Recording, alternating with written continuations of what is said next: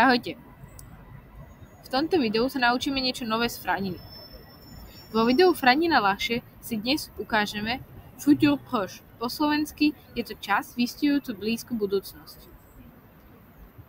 Futur proche vytvoríme, ak spojíme osobu, ak osobe pridáme sloveso ale vyčasované v prítomnom čase a k tejto vete pripojíme neurčito, teda infinitív. Tak, poďme si vyskladať nejakú vetu.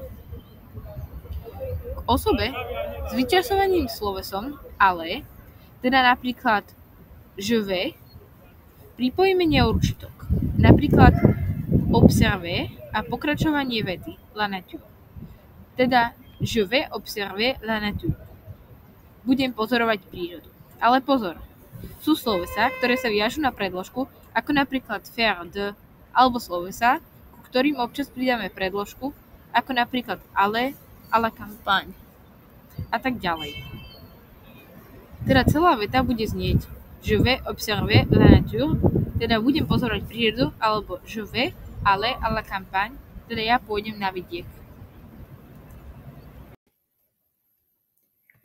Tak, a teraz si skúsme spraviť jedno cvičenie, aby ste si istili, čo tu chápete. Takže si toto video kľudne potom zastavte, porozmýšľajte a overte si, či tomu rozumiete.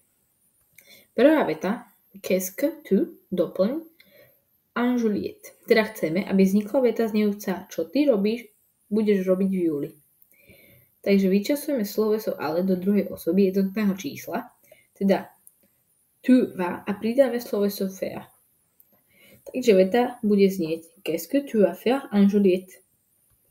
A druhá veta, vous, doplň, quand. Teda chceme, aby vznikla veta znejúca, kedy dorazíte. Takže vyčasujeme sloveso ale do druhej osoby množného čísla, teda vous allez a pridáme sloveso arriver. Takže veta bude znieť vous avez arrivé quand. Kedy prídete? Alebo kedy dorazíte?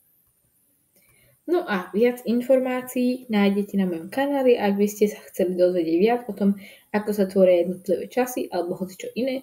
Neváhajte si pozrieť iné videá z Franina ľahšie, ktoré nájdete na mojom kanáli. Ďakujeme a vidíme sa pri ďalšom.